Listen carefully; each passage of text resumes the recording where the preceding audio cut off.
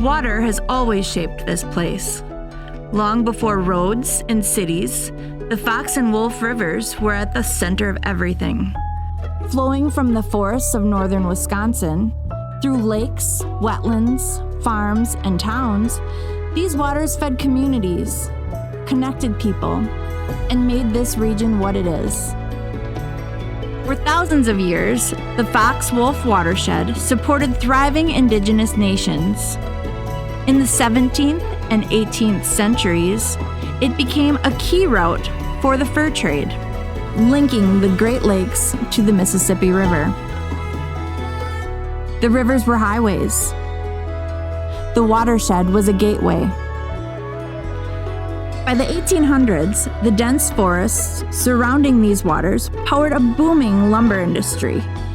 Logs floated downstream, sawmills hummed, and cities across the Midwest were built from the timber that came through here. As the region grew, so did our industries. Paper mills rose along the riverbanks, and the Fox River became one of the most productive paper manufacturing corridors in the country. The power of moving water drove mills, factories, and entire communities. The Fox-Wolf watershed became an engine of regional economy, and in many ways, it still is. Today, the Fox and Wolf rivers support a whole range of industry, energy, and everyday life. They provide safe drinking water to communities throughout the region. They draw people out to fish, boat, and explore. Clean water here isn't just a resource. It's something people depend on and care about. But this growth came at a cost. For decades, pollution from farms, factories, and growing cities put real pressure on the rivers. Rain washed soil and nutrients off the land. Industrial and municipal wastewater added to the burden. Over time, the effects became impossible to ignore. Water quality data showed problems throughout the system. Parts of the watershed, including Green Bay and the Lower Fox River, were formally identified as areas of concern under a major international water quality agreement. Fish consumption advisories warned people about contamination. Over time, the impacts became clear. Excess nutrients fueled algae blooms that made waters unsafe. Sediment clouded streams, reducing habitat for fish and other aquatic life. And in parts of the Lower Fox River, toxic chemicals, or PCBs, accumulated, creating a long-term water quality challenge. Progress has been made. Targeted PCB cleanup efforts have been an important step forward, improving conditions and helping begin to address the legacy of contamination. But not all challenges are behind us. Nutrient and sediment runoff continue to impact our lakes and rivers today, contributing to ongoing water quality issues that threaten both ecosystems and the communities that rely on them. These problems didn't appear overnight, and they won't disappear overnight either. But they sparked something real: awareness, accountability, and a commitment to do better. Today, across the region, people are getting to work. Farmers, businesses, municipalities, and residents are all part of the effort. Some are changing how they manage their land. Others are finding smarter, innovative ways to handle stormwater, slowing it down, filtering it, keeping it from carrying pollution into streams. The changes look different from place to place, but they're adding up. Much of this work is about moving with the landscape rather than against it. Keeping soil in place, giving water room to slow down, and letting natural systems do what they do best. And in places with a longer history of damage, steady effort is making a difference.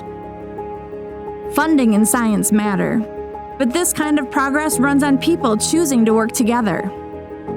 Across counties, industries, and communities, partners are finding ways to share responsibility for the Fox and Wolf rivers. Fox Wolf Watershed Alliance helps keep that work moving, connecting partners, sharing information, and supporting what's happening on the ground. The story of the Fox and Wolf Watershed is still being written. It's a story of growth and impact, but also of resilience and renewal, of real problems met with real solutions, of neighbors, industries, and organizations choosing to care for something they share. Our work isn't finished, but the direction is clear. Clean water supports people, nature, and communities here, and protecting the Fox and Wolf rivers is something worth doing together.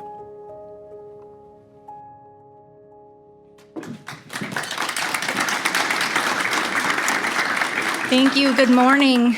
Welcome. We're so glad that you're all here. This video does a great job of grounding us both in the history and the reality of the Fox Wolf Watershed. It is a system that has shaped our region in so many ways, economically, environmentally, and culturally, and also one that reflects the challenges that we're here to talk about today. This is our inaugural summit, the first time that we're bringing a diverse group of people together to talk about our watershed. I'm Jessica Schultz, Executive Director of the Fox Wolf Watershed Alliance, and I truly appreciate you making time to be part of this conversation. Your presence here reflects what this summit is all about, bringing people together across sectors, perspectives, and different roles to focus on shared water challenges and solutions. I want to take a moment to thank our event sponsors, New Water, the brand of the Green Bay Metropolitan Sewerage District, and Old National Bank. Your support of this summit and your ongoing support of our watershed work means so much to us. Events like today are only possible through partnerships like these. I'd also like to recognize the Fox Wolf Watershed Alliance board members who are with us today. Their leadership and commitment to this work is critical to everything we do. I'm going to introduce our board members, and if you could stand as you hear your names, please. Our board president, Jeff Smuddies with New Water. Rick Fox, our vice president, is retired from Ramble. Nick Walschmidt, our treasurer from the city of Fond du Lac. Chad Casper with Winnebago County. Kevin Furmanek, retired from UW Green Bay. I also want to recognize two board members who are unable to be with us today, Marcel Destreka with UW Oshkosh and John Lamers from Seven Oaks. If we could thank our board members.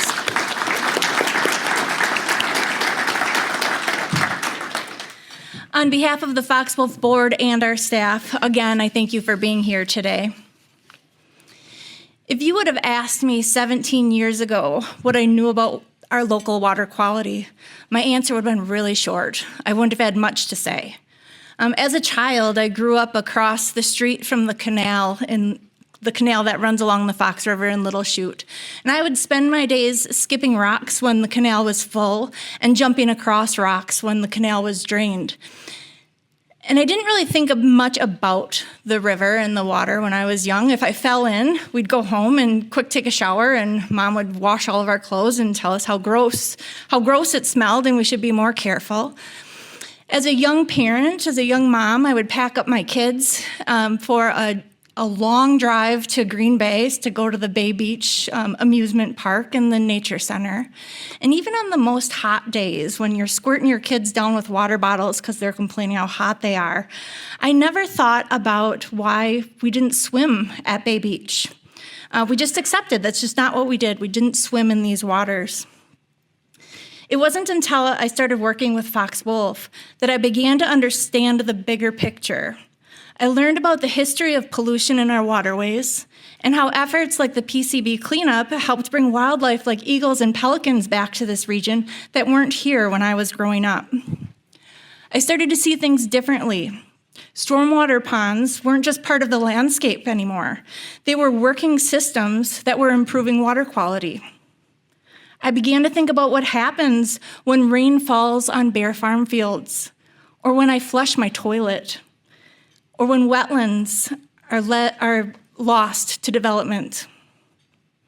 And I realized there's a lot of people like me, people who care, but just haven't had the opportunity to connect the dots yet. We have a really diverse audience in the room today, and I don't know where you land on that spectrum. You may be where I was years ago, where some of what you see and hear today is going to be new to you. You may be familiar with one or two of the topics that we're going to talk about today, or you may be an expert in this space. That diversity in this room is exactly what we hoped for today. We're here because watershed recovery doesn't happen in isolation, and it doesn't happen by accident. It happens when communities, businesses, conservation professionals, farmers, and local leaders all see themselves as part of the same system and choose to engage in it together.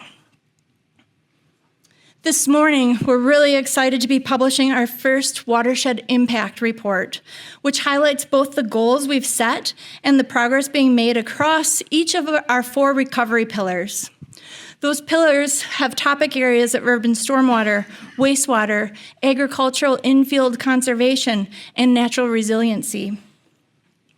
In developing this report and the work behind it, we also want to recognize the critical support of watershed partners.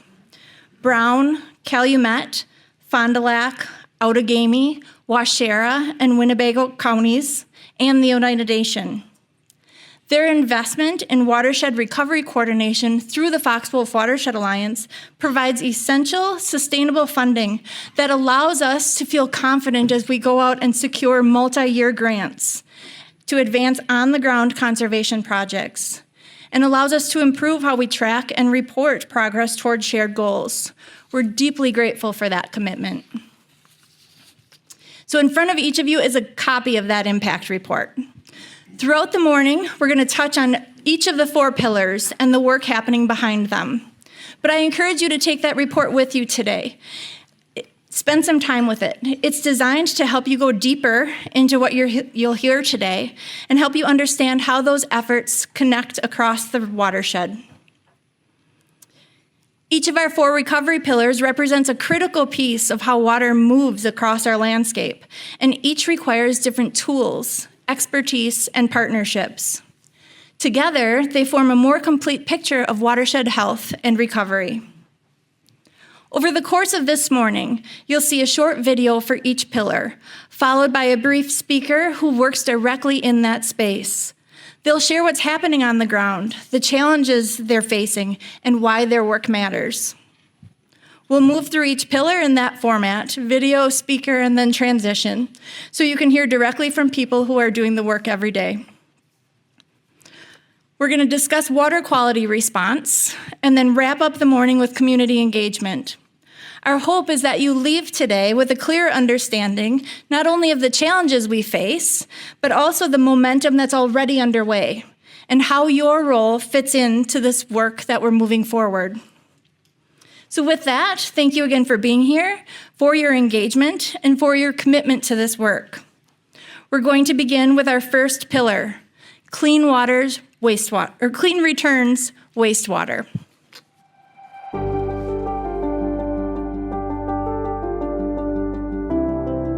Decades ago, wastewater pollution was one of the most serious threats facing our rivers and lakes, and the damage was visible. But over time, municipalities and industrial facilities made major investments, upgrading treatment processes, modernizing aging infrastructure, and dramatically cutting the amount of pollution reaching our waters. The rivers and lakes you see today, they are in many real ways cleaner than they've been in generations. Today's wastewater treatment systems are far more sophisticated than most people realize. Municipal plants collect wastewater from homes, schools, and businesses, removing nutrients and pollutants before safely returning treated water back to our rivers and lakes. Industrial and manufacturing facilities run their own pretreatment systems to manage the chemicals and byproducts unique to their processes. These aren't just utilities running quietly in the background, they're active partners in the health of our watershed.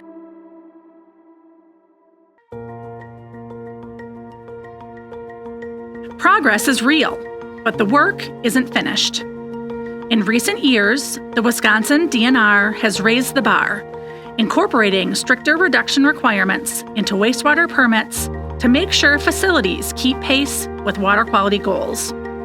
For some, meeting those targets was achievable with existing technology. For others, it meant significant upgrades and years of planning. And some facilities are still working steadily towards full compliance, investing in the long-term health of the watershed, one improvement at a time. When we look across the Fox Wolf Basin, we're seeing real, measurable progress.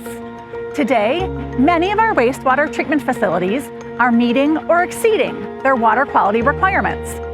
And the remaining facilities are actively working toward their targets through upgrades, optimization, ultimate compliance methods, and long-term planning. What's behind those numbers is a year of investment, collaboration, and commitment from plant operators, municipal leaders, and businesses who understand what goes in our rivers matter. Clean water doesn't happen by accident. It takes real, ongoing work. The investment our municipalities make in their wastewater treatment facilities, they represent a serious long-term commitment to the watershed. We do the work because we know what's at stake: healthy communities, clean water, and a watershed worth passing on. Some days it's hard work, but we know why it matters. You're downstream too. Good morning. What you just saw highlights how complex and important wastewater management is across the entire region. I'm Mike Moore with Georgia Pacific, and I've been with Georgia Pacific, the Broadway Mill, for over 30 years. And today I serve as Strategic Environmental Manager, overseeing water compliance at our Green Bay Broadway facility, as well as our Muskogee, Oklahoma, and Savannah, Georgia facilities.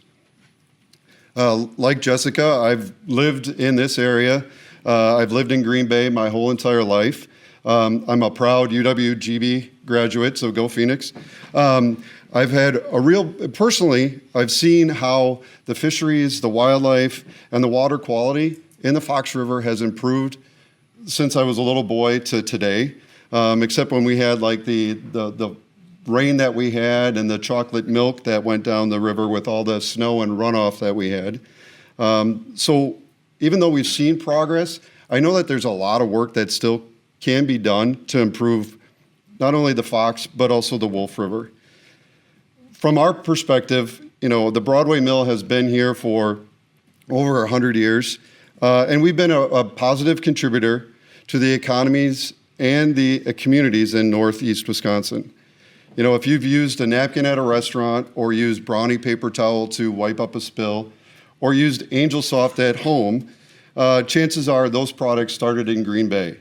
The mill is one of the largest, is the nation's largest manufacturer of bath tissue, paper towel, and napkin products made from nearly 430,000 tons of recycled fiber every year. Now, making all those products is very water intensive. We use about 30 million gallons of water a day in our process as that water moves through our system. After treatment, we recycle a lot of that water back into our process, with only discharging about 6 to 10 million gallons of water each day back into the Fox River.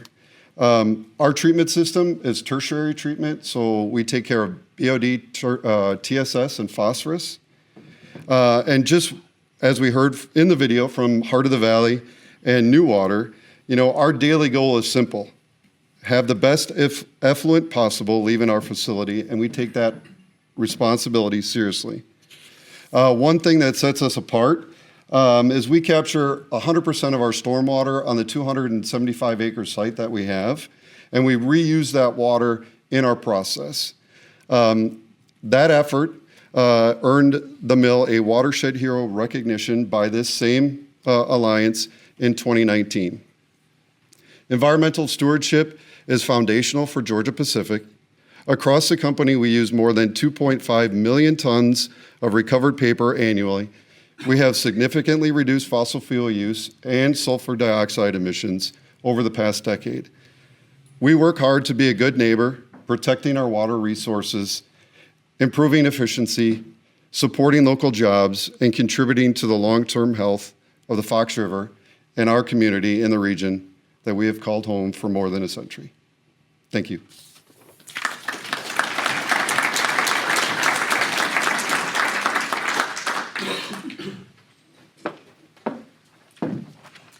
Thank you, Michael. What we've just heard highlights the critical role of wastewater treatment in protecting water quality, ensuring that what leaves our homes, businesses, and industries is carefully treated before re-entering the watershed.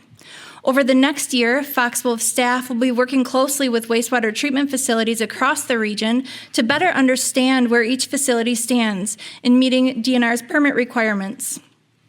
This effort will help us identify shared challenges, support compliance, and strengthen coordination across the watershed. But we know not all water enters and exits a treatment facility. When it rains, water moves quickly across our communities over streets, rooftops, and parking lots, often carrying pollutants directly into our waterways. That brings us to the next piece of the system. Let's turn to our second pillar, urban stormwater innovation.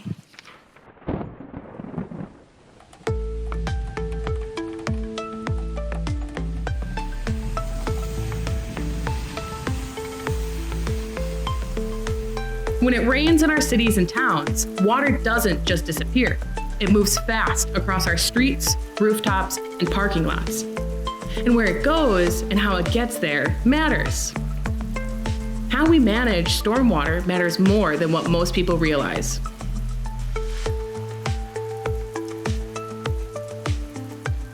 As our communities have grown, so have the hard surfaces that keep rain from soaking into the ground. Parking lots, roads, rooftops. Water runs straight off of them, picking up sediment, nutrients, road salt, and other pollutants along the way. All of that flows directly into our rivers and lakes. Over time, unmanaged stormwater has become one of the biggest sources of pollution and flooding in our urban waterways across the region.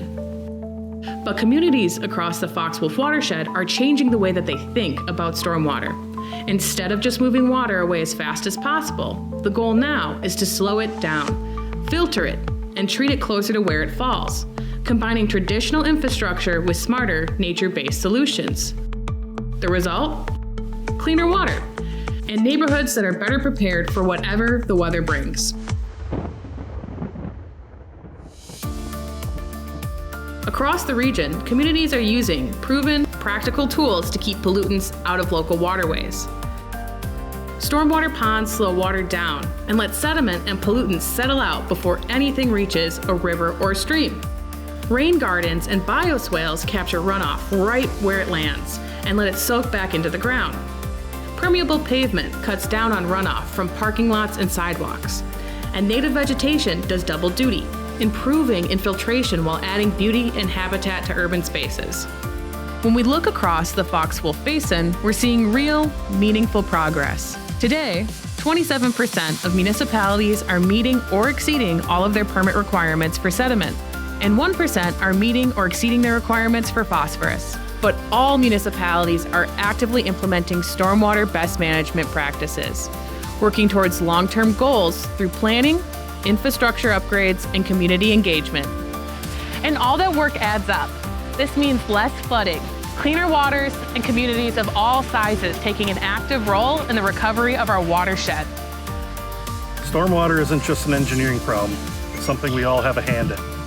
When we reduce runoff from our property, we're protecting our neighborhoods and our waterways right in our own backyard. These improvements aren't just good for the environment. They protect public safety, Strong communities. and a more resilient economy. The work isn't always easy, but it's absolutely worth it. What you just saw reflects something we deal with every day at the local level. When it rains in our communities, we see where that water goes, how quickly it moves, and the impact it has on infrastructure and our waterways. I feel a little fooled right now. I could have just been in a video instead of standing up here and shaking in front of you today, but I hope you'll put up with my stammering here. My name is John Newmeyer. I'm the Director of Public Works and City Engineer for the City of Kaukauna. In Kaukauna, like many of your communities, managing stormwater is an important responsibility, and it's just one of many jobs municipal staff has to balance each day. Every rainfall puts our systems to the test, and it's our job to reduce flooding, protect infrastructure, and improve water quality. We maintain and upgrade our sewer systems, invest in detention, infiltration practices, native restoration projects, stream restoration projects, and incorporate green infrastructure where we can.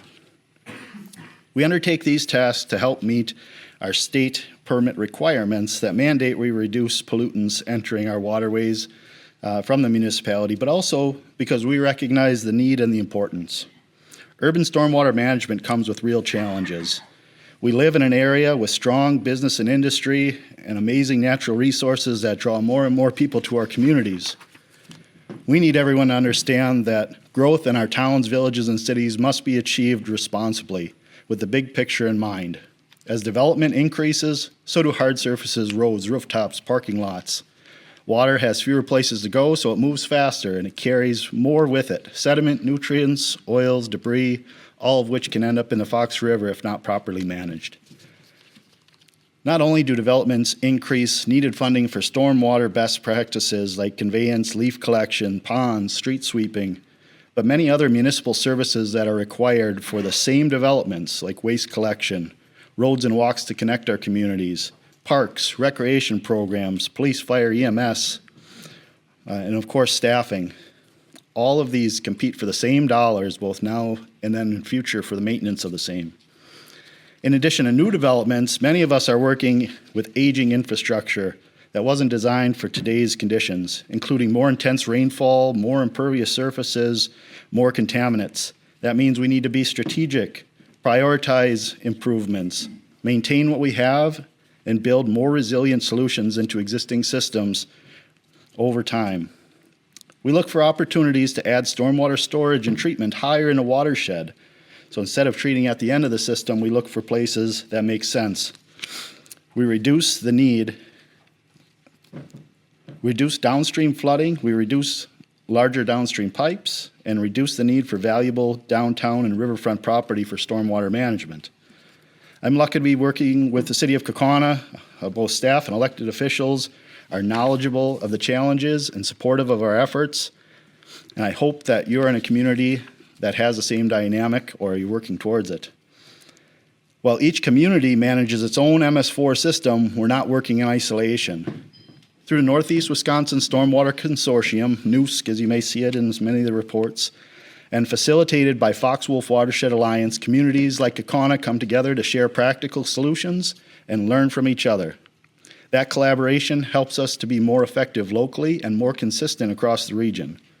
Through NUSC and Fox Wolf, we work with neighboring communities within the same watersheds to see larger impacts. Fox Wolf collaborations bring business, industry, municipal partners to the same table to find new innovative solutions, like an idea for a phosphorus reduction credit trading for a wastewater treatment plant that helped create an in-field research facility on ag land thanks to an agricultural partner that helps reduce even more phosphorus going to our streams. And that helps provide new guidance and for others to implement similar practices in their communities. Kaukauna and other municipalities work with partners like Outagamie County Land Conservation through Fox Wolf to help urban and rural stakeholders together utilize watershed-based grants and reduce sediment and phosphorus discharges using native and regenerative restoration practices. And don't forget about the DNR, who doesn't just tell us there's rules and mandates. We also work with our DNR partners to improve the policies and practices. We work with them to help cover costs implementing parts of our program with urban planning and construction grants, along with many of the needed conservation program grants that have helped so many of our communities over the past decades. Why do we all come to the table? Because in the end, the work we do with stormwater, street by street, city by city, watershed by watershed, adds up to real impact on the waters we all rely on. We must find ways to plan, to partner, and to fund activities that will get us to our goals of clean water for wildlife and drinking water, for recreation and commerce, for now and for the future. We're proud to be part of that effort and to continue working alongside our partners to strengthen stormwater management in our communities. Thank you for making the choice to be here today, and thank you for caring.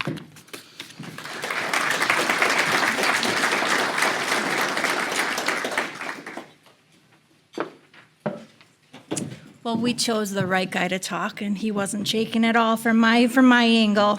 Thanks again, John. As you've heard, managing stormwater in our communities is complex. It's ongoing work requiring infrastructure planning and collaboration to reduce the impacts on our waterways. John mentioned NUSC, the Northeast Wisconsin Stormwater Consortium.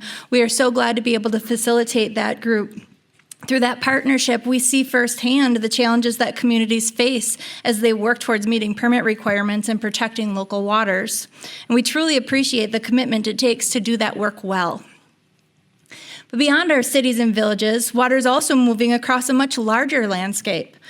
Agriculture plays a vital role in our region, and the way water moves through working lands has a significant influence on overall watershed health.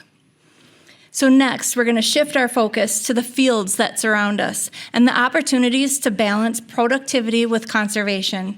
Let's take a look at our third pillar, fields in balance, agriculture.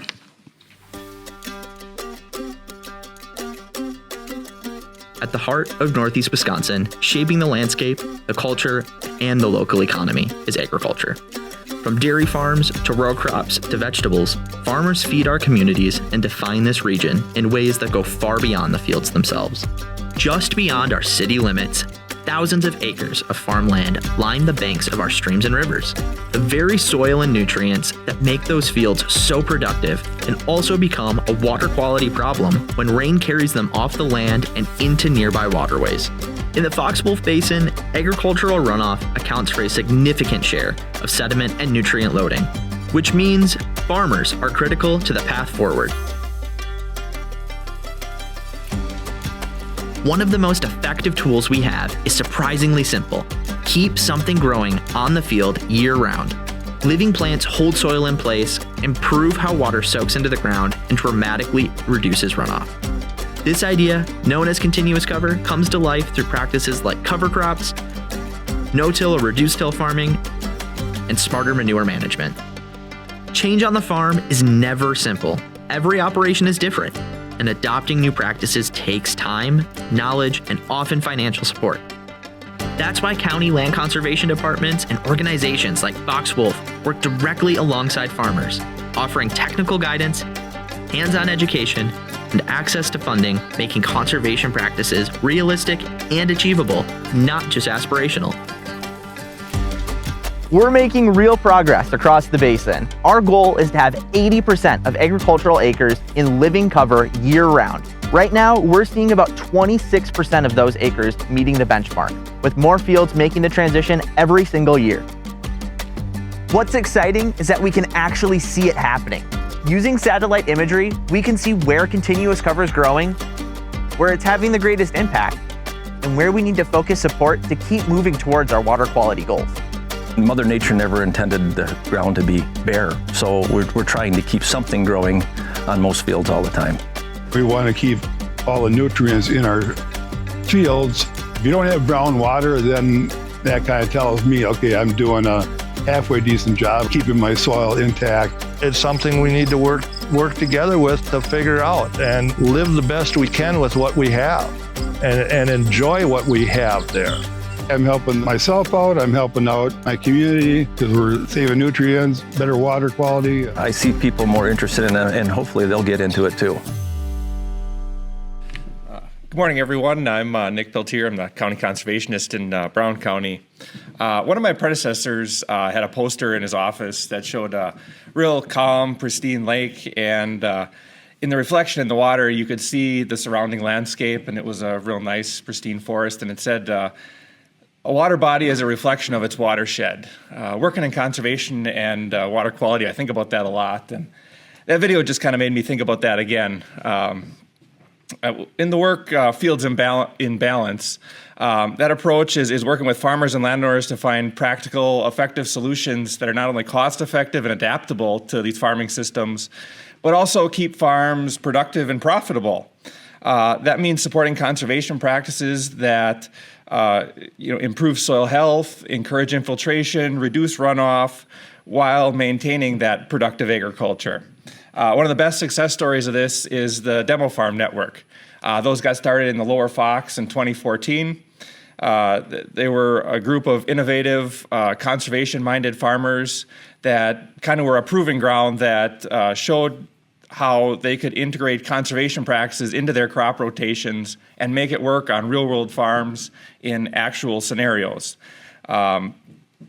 We use the lessons learned on those farms every day when we go to other farms and look to implement conservation practices. This demo farm model has been so successful that it's been adapted in other places throughout the basin and also throughout the Great Lakes as well. So really a nice success story there. This collaborative model has led to other farmers getting engaged in roundtables, farmer meetings, field days, kind of learning from one another what works on their farm and maybe what hasn't worked so well. And that collaborative kind of peer-to-peer, farmer-to-farmer learning is really what's kind of driving this implementation here. It's exciting hearing farmers and seeing the change on the landscape, and also them hearing from their neighbors that they're having success, and then that leads to the neighbor trying those types of practices.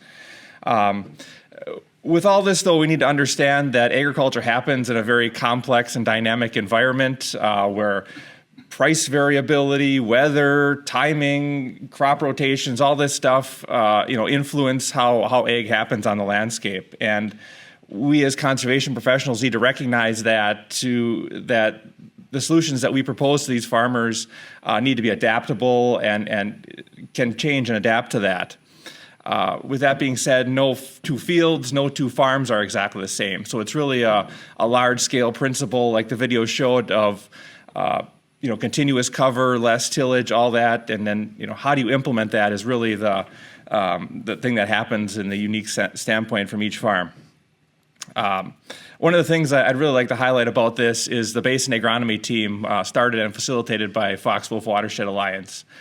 They've brought together a group of conservation professionals from throughout the whole Fox-Wolf Basin, and also other consultants and agronomists that work directly with farmers, helping them implement these practices.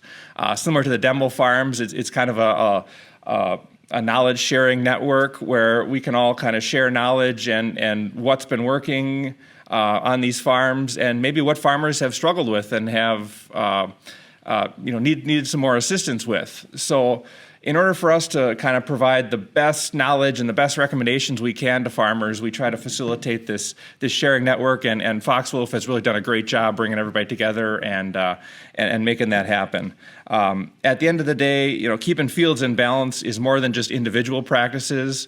It's really going to take a watershed, large-scale approach, and collaboration, I think, is the way to get there. I'm really excited about kind of the work that's being done here, and really proud of what we've done so far. I'm really optimistic about the future of water quality in ag in Northeast Wisconsin, and think we got a bright future ahead of us. So thanks a lot, and enjoy the rest of the summit.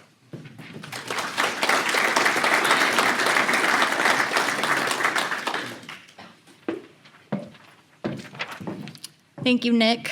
And thank you as well to our county land conservation departments and farmers across the watershed.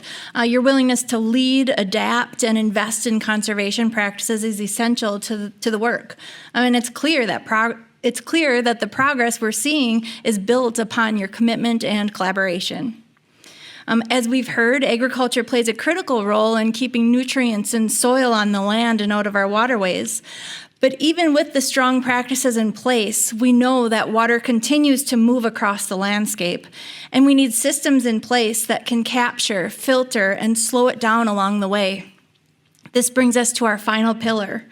Nature-based solutions build on the natural features on the landscape, restoring wetlands, improving stream banks, and creating spaces that work with water rather than against it. Let's turn to our final pillar, rooted and resilient nature-based solutions.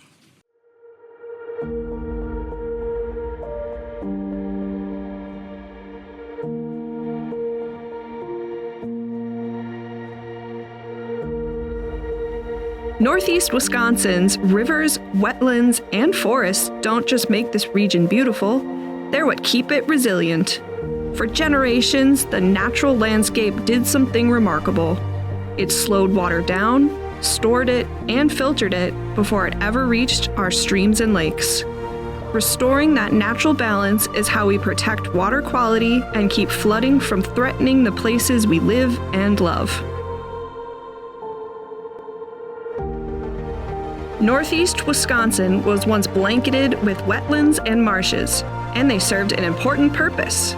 When rain fell or snow melted, that water had somewhere to go. It pooled, it soaked in, it moved slowly across the land. But as our communities grew and agriculture expanded, many of those natural areas were drained or built over. Now, when it rains, there's nowhere for the water to go but downstream, fast, carrying soil and nutrients along with it. When water moves fast, it takes things with it. Stream banks erode, channels widen and destabilize, and all that water has to end up somewhere, which means flooded roads and basements, damaged infrastructure, and expensive repairs for homeowners and municipalities. The harder it rains, the worse it gets. The good news? Nature already knows how to handle this. We just need to give it room to work. Wetlands and water storage basins give water a place to collect and settle before it rushes downstream. Restored stream banks bring degraded channels back to a stable, natural state. And healthy soils absorb more water more slowly, building a more resilient landscape. We're making real progress across the Fox Wolf Basin, and a big part of that is simply creating more space for water. Right now, we're working side by side with conservation partners to figure out where structural water storage projects can do the most good. In 2026, we're setting concrete targets for water storage and natural resilience projects, work that will balance hydrology, reduce flooding, and improve water quality across the whole watershed. When we create space for water, everybody wins, the environment and our community. Investing in water storage is really investing in flood prevention, protecting our homes, businesses, and economies.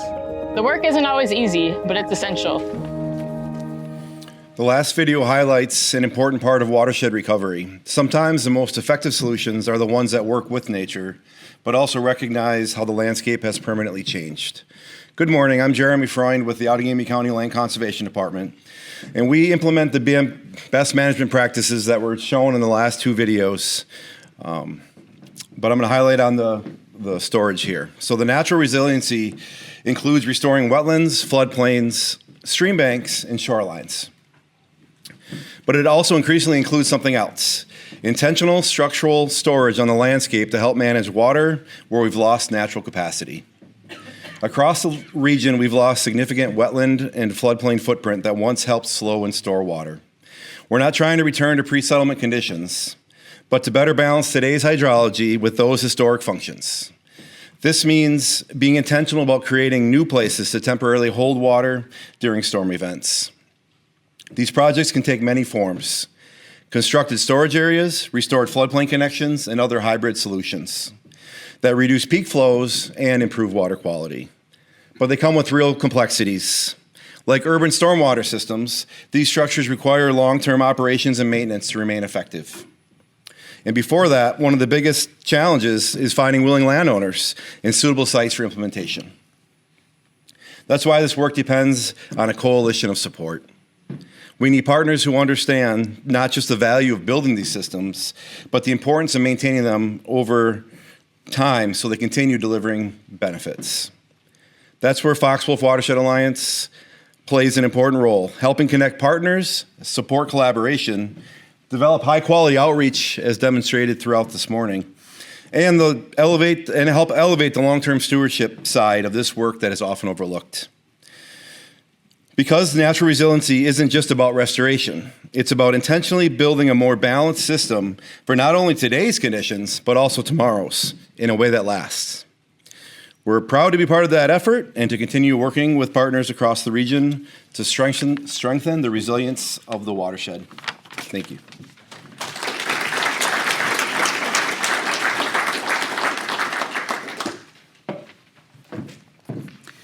Thank you, Jeremy. What Jeremy just shared brings us full circle, showing how nature-based solutions and intentional landscape storage are becoming an essential part of how we manage water in this watershed. I want to take a moment to reflect on the recent heavy rains and flooding we've experienced across the region. Even before those April events, restoring storage capacity on the landscape was already a pillar and a priority of the Fox Wolf Watershed Alliance. But the widespread flooding we saw across the watershed made something very clear. It's not just a pillar of our work, it's an urgent priority. When water moves through a system this quickly and at this scale, the need to slow, store, and manage it differently becomes even more apparent. Today, Fox Wolf is actively advancing 4 storage projects across our watershed, with additional projects being led by partner counties. These efforts represent an important step in rebuilding some of the lost capacity on our land that once had the ability to hold water during high flow events. Looking ahead in 2026 and into 2027, Fox Wolf will be working closely with partners to establish clear basin-wide storage goals and continuing to secure grant funding to support implementation of those projects. But that's not going to cut it. So in addition, in 2027, we are going to launch our first ever major fundraising campaign focused on our Rooted in Resilience pillar. That funding that we raise is going to be dedicated specifically to supporting both the implementation and the long-term operation and maintenance of structural storage practices. These are projects designed to hold water in a small footprint, but deliver large-scale benefits for flood storage and water quality protection. As we think about resilience, this work will be central to how we adapt to changing conditions across the watershed. We're going to move into the final portion of our program. We're going to bring this discussion from the landscape itself to what we see reflected in the water, and how all of these efforts come together in the data. I'd like to invite Katie Woodrow, Fox Wolf Watershed Alliance's Watershed Recovery Director, to the stage.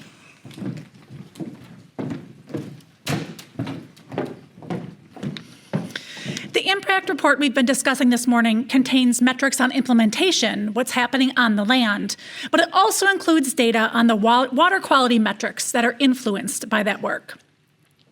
In response to historical water quality impairments, the Wisconsin DNR developed water quality targets for phosphorus, the nutrient that fuels algae blooms, particulates that run off our community landscapes into rivers, and chlorophyll A, the measurement of algae growing in our lakes, as a part of broad watershed assessments. Water clarity and salt concentration, salinity, or conductivity were also identified as metrics in need of regular measurement. The goal behind the targets is to reduce the input of nutrients and sediment and reach a level that supports a healthy system and returns our local waters to thriving water bodies. Data from the Winnebago system, including Lake Poygan, Lake Winneconne, Lake Butamore, and Lake Winnebago, as well as from the Lower Fox system from the outlet of Winnebago to the mouth of Green Bay, is collected by researchers, implementers, and volunteers through long-term monitoring programs facilitated by the DNR, Fox Wolf, and others. The impact report in front of you includes the annual average as well as monthly pattern data for the metrics of concern. But this data is included without context.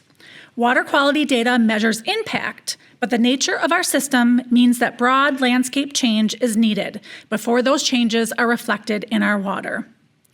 One of the realities of watershed recovery is that water quality doesn't respond overnight. These data are general indicators of whether conditions are improving, but the nuances of incremental improvement can be lost. A large water body is slow to change, and the impacts are shown via trends, not annual water quality results. Outside factors including weather patterns, the amount of precipitation and snowmelts, and temperature influence what we see in the water. This data is a snapshot in time and does not tell the whole picture of recovery. Beginning later this year, Fox Wolf will be convening experts in the science of water to provide context to this data. This analysis will provide a more holistic report on the progress we're seeing and where there is opportunity for concentrated effort. The time lag between actions taken on the land today, whether in our communities, our treatment systems, or on our fields, and when that impact is shown in the data, can make this work feel challenging. It requires patience, persistence, and a long-term commitment to solutions we know are moving us in the right direction, even when the results aren't immediate. But it also reinforces something important. Progress depends on continued engagement and collective effort.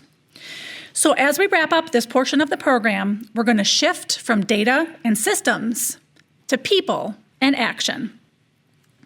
The final video for this morning highlights what it looks like when communities come together to support this work and invest in the long-term health of our watershed. Let's take a look at Worth Protecting Community in Action.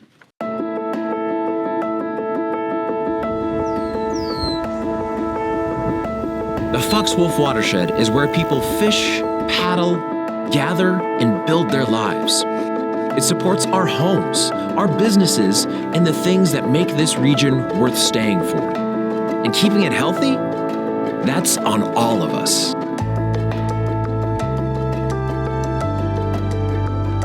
Clean water isn't just an environmental issue, it's an economic one. It fuels recreation and tourism, draws people and investment to Northeast Wisconsin, and keeps local businesses thriving. But clean water doesn't maintain itself. Watershed recovery runs on people, individuals, communities, and businesses deciding to be part of the solution. That looks different depending on where you sit. It might be a homeowner planting native vegetation or installing a rain barrel. Perhaps it's a municipality investing in stormwater infrastructure.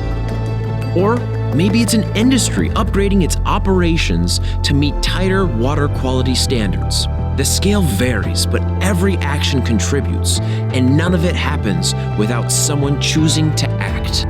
That's where Fox Wolf comes in. Our job is to connect the dots, bringing together residents, businesses, municipalities, and local partners, turning that shared concern for water into real, coordinated action on the ground. No one sector can do this alone, but together, across the watershed, the impact is real. This is our river, and taking care of it feels like taking care of home. Healthy water and a strong economy aren't separate things. They go hand in hand. Programs like Adopt-A-Launch, our annual Fox Wolf Watershed Cleanup, chloride monitoring, and native plant restoration projects give people a real tangible way to make a difference. And when you multiply those actions across our entire watershed, it adds up to something significant. When we invest in clean water, we're investing in the communities where our associates live and where our customers live too. When you show up and get involved, you can see pretty quickly how much a small action can matter. Watershed recovery doesn't happen all at once. It happens one decision, one project, one person at a time. When you get involved, support local efforts, and invest in clean water, you're helping protect something that belongs to all of us. The Fox Wolf Watershed is worth protecting. And the good news is, we don't have to do it alone.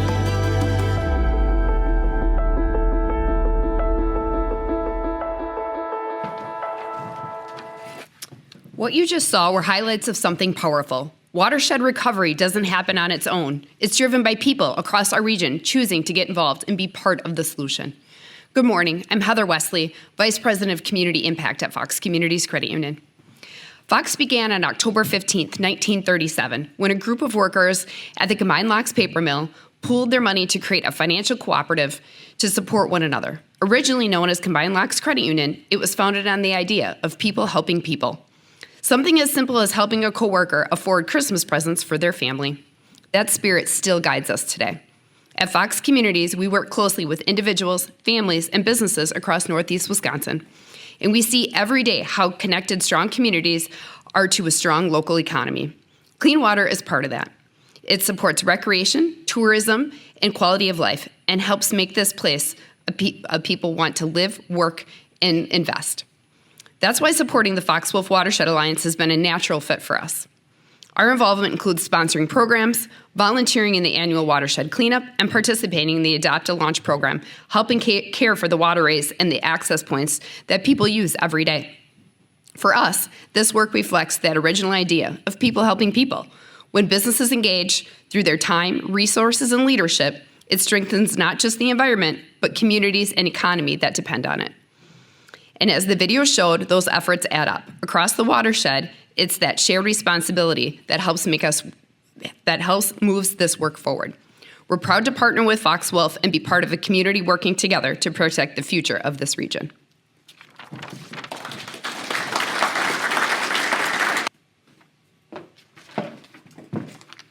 Thank you, Heather. What Heather just shared is a powerful reminder that watershed recovery is not the work of one organization or one sector. It's the result of people, businesses, and communities showing up to be part of the solution, showing up to work together. As we close out today, I want us to shift from reflection to action, because while we talked a lot about systems and science this morning, progress ultimately depends on what each of us chooses to do next in our own roles outside of this room.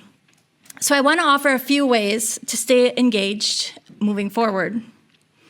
To our local elected officials, we encourage you to continue engaging with your stormwater staff, learning more about your community's stormwater program, and building support for advancing implementation of stormwater plans. Implementation of those plans comes at no small cost, and local leadership is essential to move this work forward. To our county elected officials in the room, engage not only with your stormwater staff, but also with your land conservation department staff in order to better understand the work being done with farmers and agricultural landowners in your counties. Many of the counties in this room have established county cost share programs to support implementation of practices in recent years. Thank you for that leadership. Fox Wolf also has grant opportunities available right now for farmers and landowners. And your support in helping advance those efforts by ensuring that your county land conservation staff are adequately funded year to year is really critical to the success of the work that we do. We really need those boots on the ground. To our state and elected officials, state and federal elected officials, we ask that you continue working to ensure conservation funding programs remain strong and that funding is directed towards long-term, on-the-ground solutions and not lost in overhead of program management. We also invite you to work with us to remove unintended barriers to conservation implementation. This includes permitting challenges that can slow down progress. To our land conservation professionals, thank you for the work you do every day, working with landowners directly to advance voluntary conservation. Whether it's cover crops, reduced tillage, nutrient management, buffer strips, wetland restoration, your efforts to make conservation practical, accessible, and locally relevant are essential to keeping the soil and nutrients on the land and out of our waterways. That on-the-ground partnership with landowners is one of the most important drivers of watershed recovery. To our wastewater and stormwater professionals in the room, thank you for the work that you do every day. Meeting permit requirements doesn't sound like a glamorous job if that's the way that we thought about your work, was just checking boxes. But that's not how we think about it. Your job is a lot more than that. The work you advance each day is a core part of watershed recovery. Fox Wolf will be reaching out over the next year to better understand your operations and challenges. We appreciate your engagement in that process. To our farmers and agricultural landowners in the room, we planned this event not at a great time for farmers and agricultural landowners who are in the midst of planting.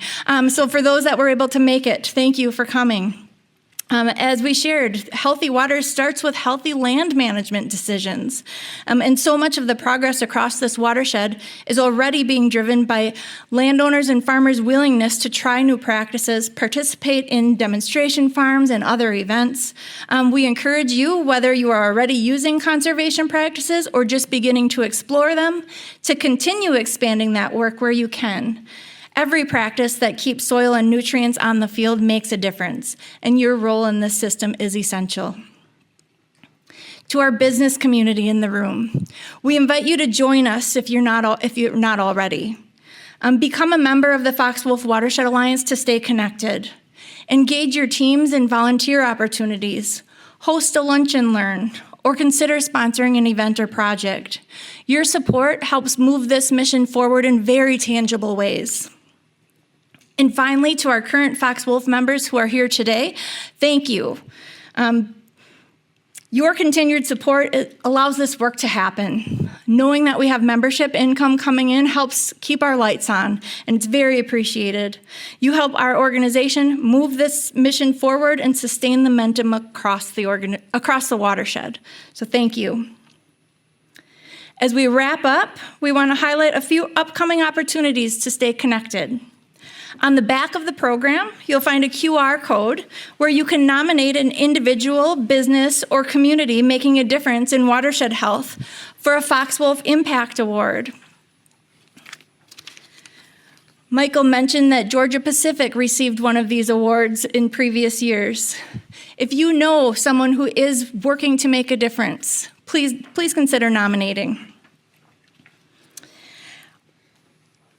Please mark your calendars for our annual Happiest Hour, October 1st, being held at the Hillside at Plowman Park in Appleton again this year.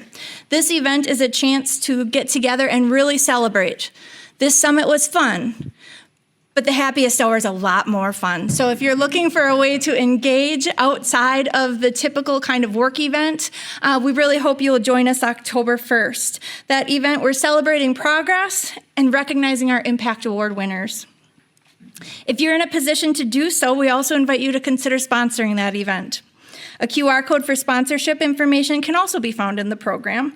Your support makes that event and the work behind it possible. So thank you for considering that. Today has been about connection between land and water, between sectors, and between people. Thank you for being part of it. I'm going to invite our Fox Wolf Board President, Jeff Smuddy, up to say some final remarks.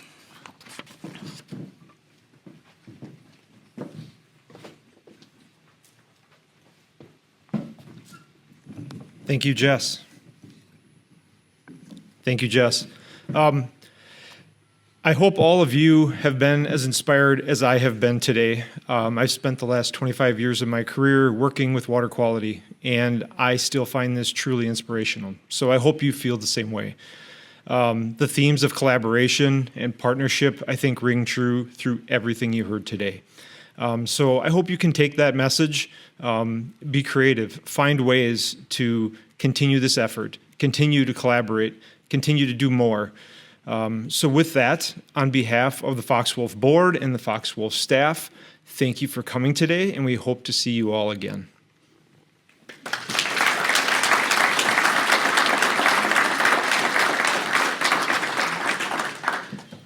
All right, since no one's moved yet, I'm going to we're ending a few minutes early, and I'm going to take the opportunity to grab a group shot from the stage. I've always wanted to do this, and today is the day.